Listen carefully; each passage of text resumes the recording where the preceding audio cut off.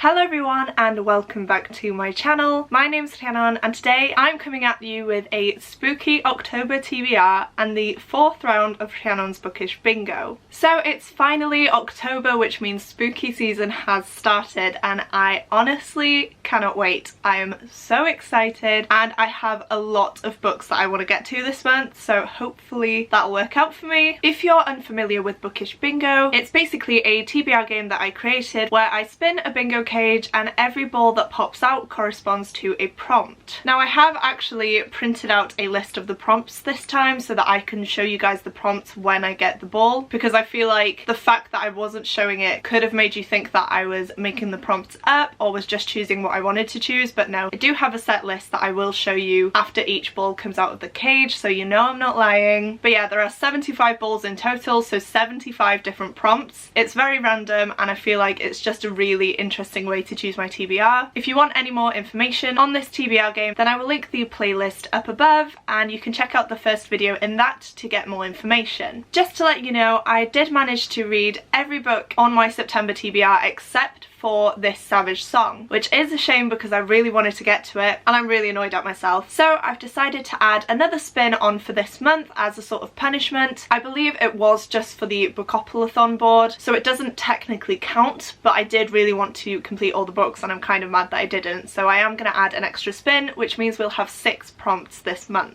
Right, I feel like this has been a very long intro, so without further ado, let's just get on with the first spin.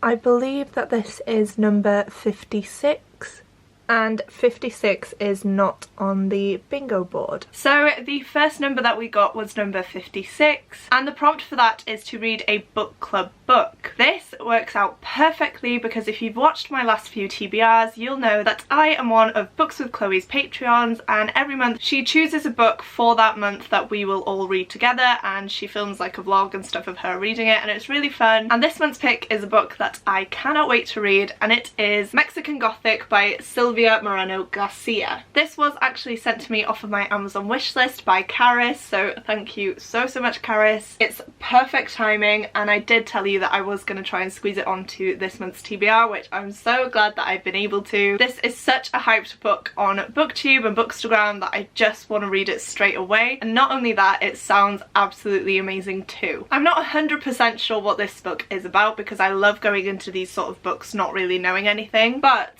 from what I can gather, the main character receives a letter from her cousin who has just recently married and she is convinced that her new husband is trying to poison her. Naomi, the main character, soon makes her way to the cousin's house where she is very intrigued by the people and the house itself, which makes it extremely hard for her to leave. And it just says here, her only ally in this inhospitable abode is the family's youngest son. Shy and gentle, he wants to help, but he might also be hiding dark knowledge of his family's past, for there are many secrets behind the walls of High Place. The family's once colossal wealth and faded mining empire kept them from prying eyes, but as Naomi digs deeper, she unearths stories of violence and madness. And Naomi, mesmerised by the terrifying yet seductive world of High Palace, may soon find it impossible to leave this enigmatic house behind. So I feel like it's kind of a haunted house vibe, but also horror, but also possibly a mystery. I honestly don't know. I'm just very excited to dive into it and see what all the hype is about.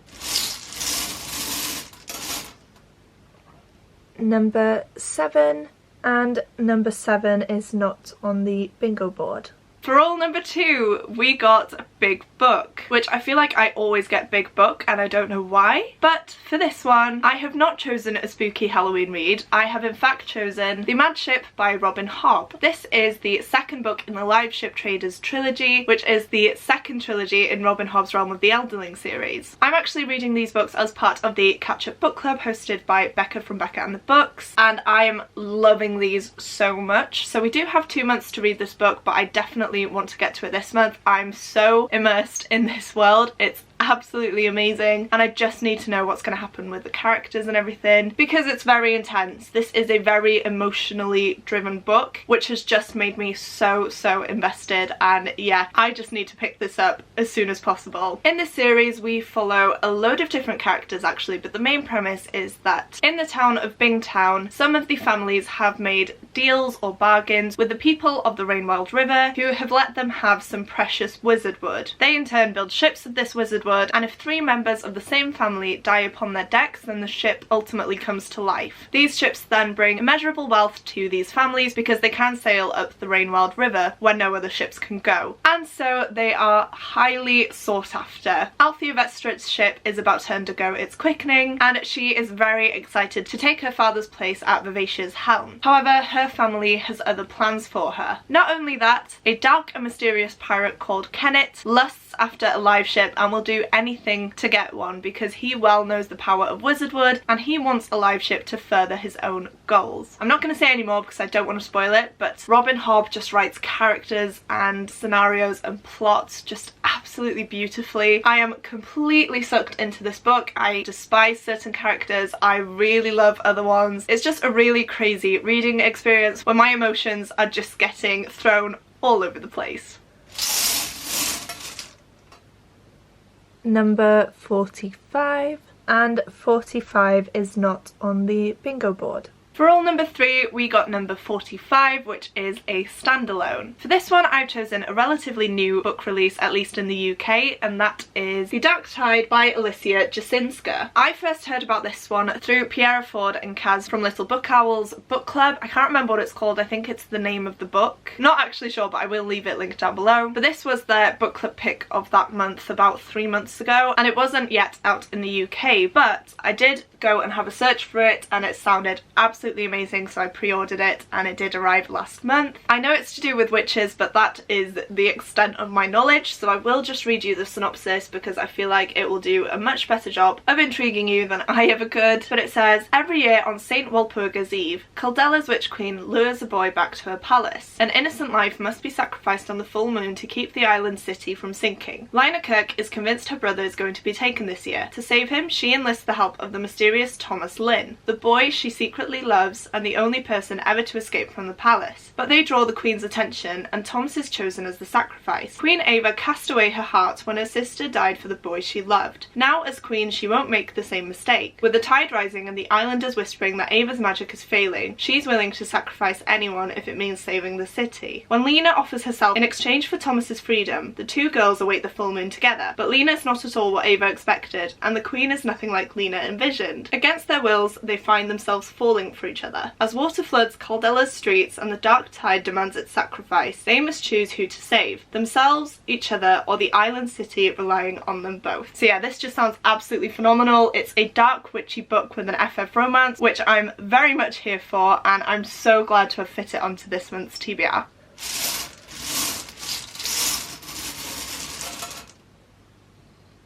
Next we have number 29, and 29 is not on the bingo board. The next roll was number 29, and the prompt for that was one word title, which is basically a book that only has one word as the title. For that one, I've been quite nice to myself this month and I've chosen Witchy by Ariel Slamet Riez. I did actually get this in an owl crate, but it is actually a graphic novel which just looks absolutely stunning. And in this one, in the Witch Kingdom Hyalan, the strength of your magic is actually determined by the length of your hair. Those who are strong enough are constricted by the Witch Guard, who actually enforce the law during times of peace and protect the people and the land during times of war. However, the people who have hair that is deemed too long in this society are pronounced as enemies to the kingdom and are actually annihilated. And it just says on the back, this is called a witch burning. So that's all I really know about it, that's all I want to know. I'm not sure if it's actually a spooky read or not, but it's one that I've been wanting to pick up since I received it in my owl crate and I've just never had the chance to, but I feel like it'll be nice to read in October. It shouldn't take me too long and I haven't read a graphic novel in a while, so I am very, very excited.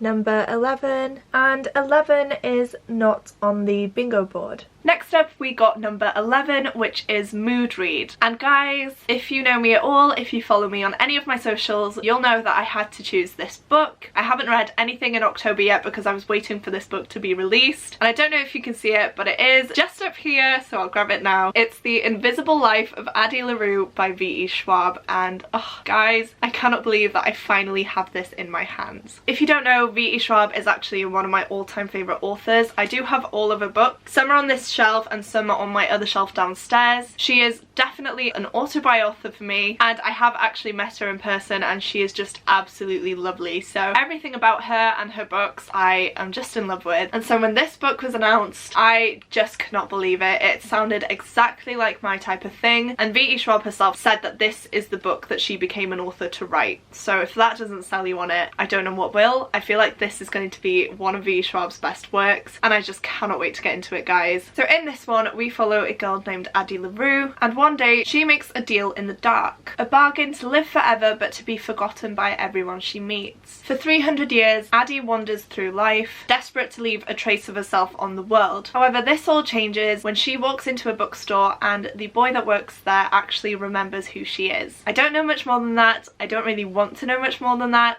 I tend to just fall into V.E. Schwab's books head first and I get very, very invested. So I feel like this is going to be a new all-time favourite. I'm honestly so excited to get to it, and after this video I'm going to sit down and read a massive chunk of it, so you can bet that this book is getting read this month.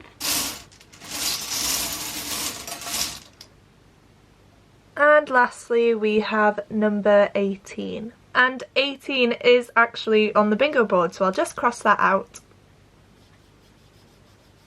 There we are. So now we have 3 numbers on the bingo board that are crossed off. I feel like it's going to take a while to get a bingo, so I might change up the board. I might create my own actually. I feel like that will work better. But for now, I'm just going to stick with this one. And then the final roll gave us number 18, and it did also give us another number on the bingo board. So we are one step closer to that giveaway. I might have to change the rules of that giveaway, by the way. I was going to do one once we hit a full bingo, so every number had to be crossed off the board, but I feel like that is going to take way too long. So I might just say that we need to have, I don't know, 6 or 7 numbers crossed off the board to have a bingo and for me to host a giveaway. So yeah, let me know what you think of that idea. I feel like it's a lot fairer, it's going to be a lot more achievable, and honestly I just really want to give back. So yeah, I am going to think about that one. I'm going to see what you guys think, and I am probably going to change the rules of the bingo board to just make it a little bit more fun and fair. Anyway, the prompt for number 18 is Fairyloot, so that is to read any book that I've received in a Fairyloot box. For this one, I've chosen a book that we did recently receive. I'm not sure if it was July or August's box, but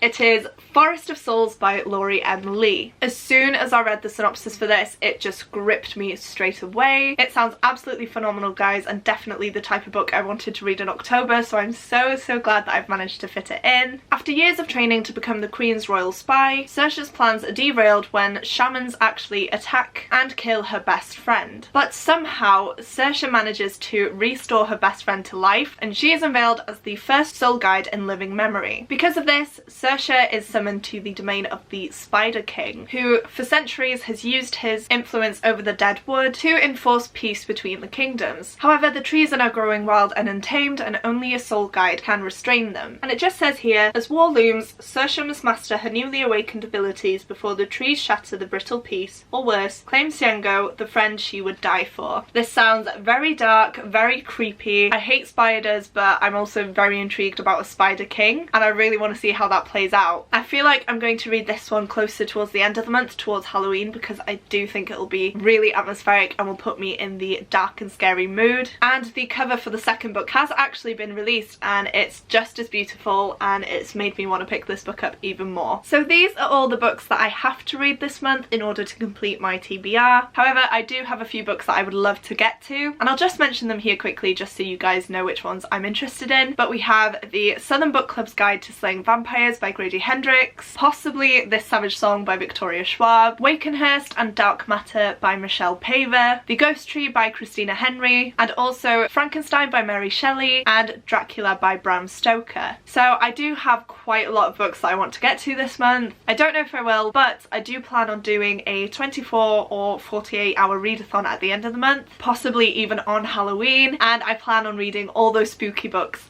then. So yeah, hopefully this will be a good reading month for me. I'm really happy with the prompts that Bookish Bingo gave me and the books that I've chosen for those prompts. Please let me know if you've read any of these books and your thoughts on them. I would love to know. But that is the end of today's video, guys. Please comment a pumpkin emoji down below if you've made it this far, and whilst you're there, don't forget to click the like button as well as the subscribe button if you'd like to see more content from me. Thank you so much for watching. It truly does mean the world to me, and I will see you soon in my next video. Goodbye!